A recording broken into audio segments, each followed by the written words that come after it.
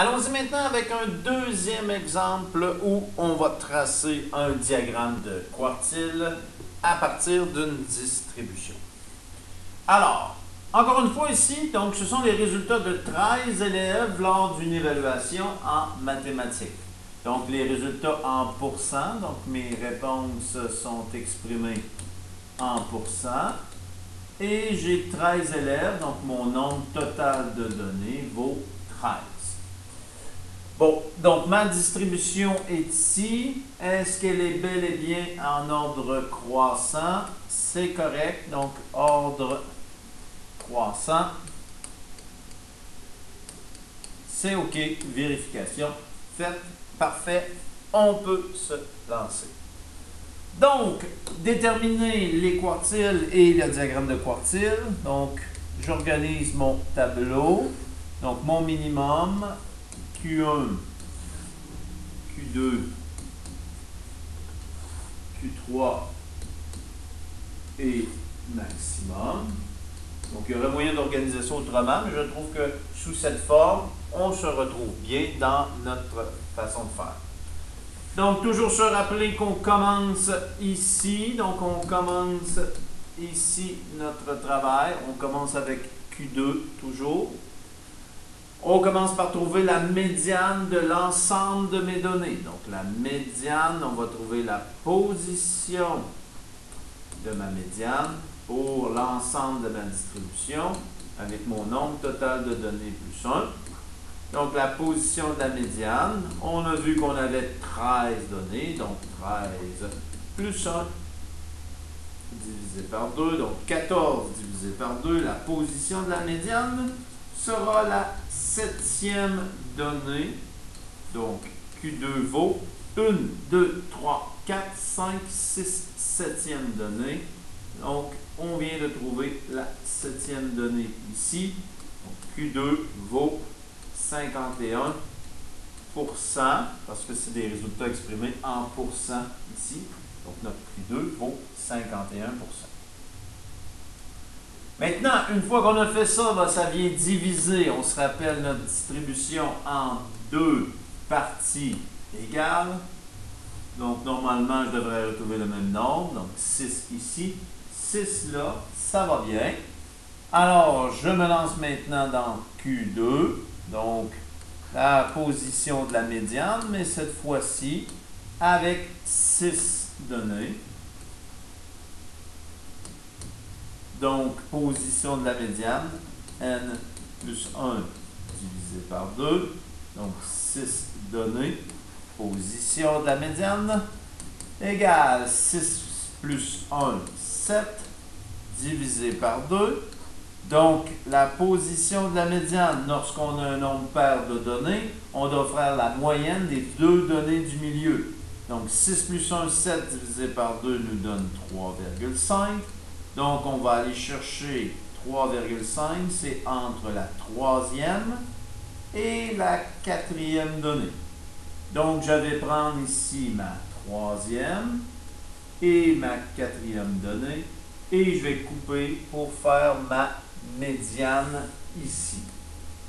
Donc, ma valeur de Q1 sera la moyenne de 45 plus 47 divisé par 2. Donc, la valeur de Q1 sera 45 plus 47 divisé par 2, ce qui fait 46. Si on n'est pas sûr, 46. Faites toujours attention, des fois il y en a qui, si je fais 45 plus 47 divisé par 2 sans faire l'égal, il y a certaines calculatrices là, qui pourraient pas faire le calcul de façon adéquate.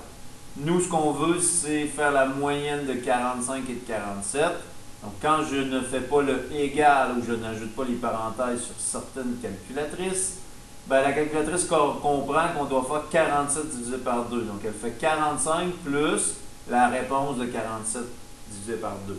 Donc, soit on fait le égal ou soit on ajoute les parenthèses 45 plus 47 et on fait diviser par 2 comme ceci pour obtenir vraiment le 46. Donc, validez peut-être avec votre calculatrice comment ça doit être fait. Donc, je refais la même chose ici. Donc, la position de la médiane pour la deuxième partie ici. On aura encore 6 données. Donc, il faut trouver, encore une fois, 3,5. Donc, entre la troisième et la quatrième donnée. Donc, c'est la même, puisqu'on a 6 données, c'est la même chose qu'ici. On peut le refaire si vous voulez, mais sinon, on peut conclure que c'est la même chose. Donc, la troisième et la quatrième donnée juste ici. Donc, la position de la médiane me fait trouver la moyenne, cette fois-ci, de 55 et de 57. Donc, la valeur de Q3 sera donc de 56%. Le minimum, 43%. Et le maximum, 59%. Bon, je remarque que ces élèves n'ont pas très performé dans l'examen. Donc, j'ai tout ce qu'il faut maintenant pour pouvoir construire mon diagramme de quartile. Bon, les données extrêmes, on le vérifiera lors du prochain exemple. Pour l'instant, on se contente de prendre le minimum et le maximum de ma distribution.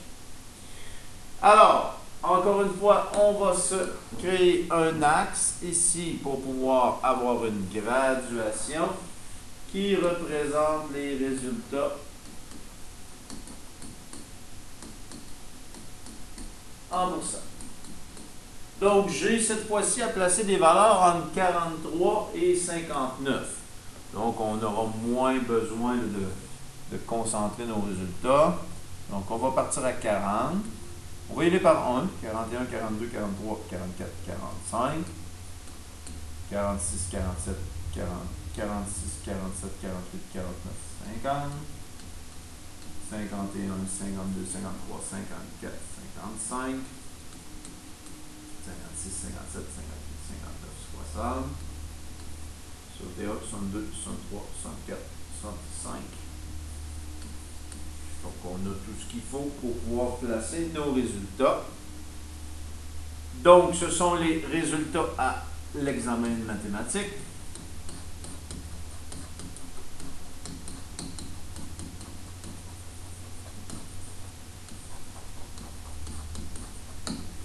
Alors, le minimum ici est à 43. Donc, 41, 2, 3. Vertical ici. Q1 est à 46, ici. Ensuite, Q2 est à 51, ici.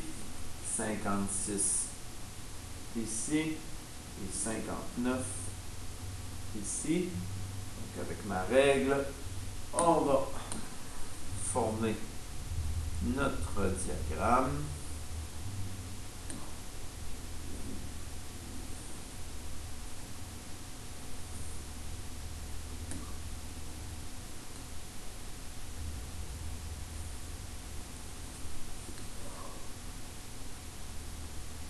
Voilà.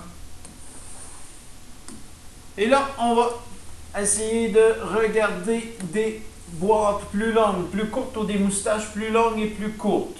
Donc ici, une longueur de 3 unités ici, longueur ici de 1, 2, 3, 4, 5 unités, longueur de 1, 2, 1, 2, 3, 4, 5 unités aussi. 5, 4, 51 à 56, donc 5 unités ici, oui. Et de 46 à 51, donc oui, 5 unités aussi. Donc, ça fait que on a, je ferai comme première observation au niveau de la dispersion. Donc ici, les deux extrémités, les deux moustaches ici aux extrémités sont plus courts. Donc, les résultats des élèves à l'examen sont plus concentré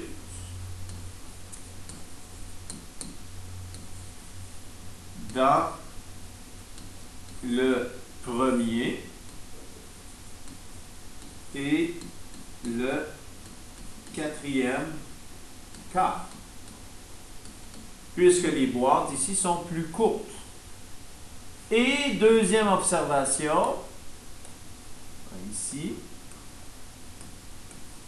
les deux boîtes qui sont là sont plus longues, mais de même longueur. Donc, on pourrait dire que les résultats des élèves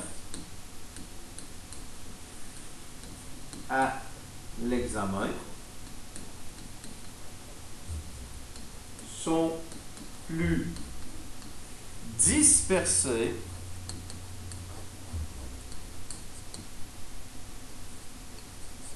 dans le deuxième et le quatrième quart. Donc ici et ici. Et finalement, ben, on pourrait essayer de faire des observations en termes de pourcentage, puisqu'on retrouve 25% dans chacun environ. Ben, on pourrait dire ici, quand je regarde à partir de là jusqu'à là,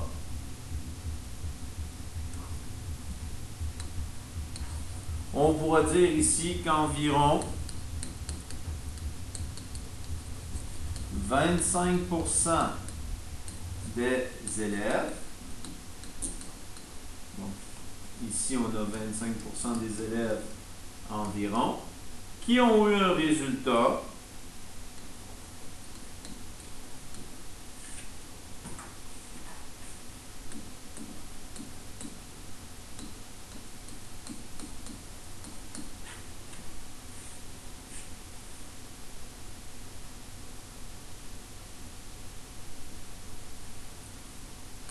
supérieur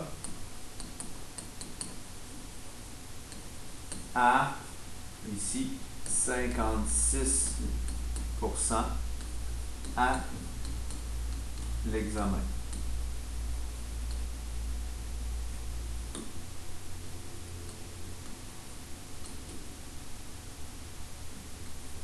C'est ici, juste là, là. Ça termine donc nos observations.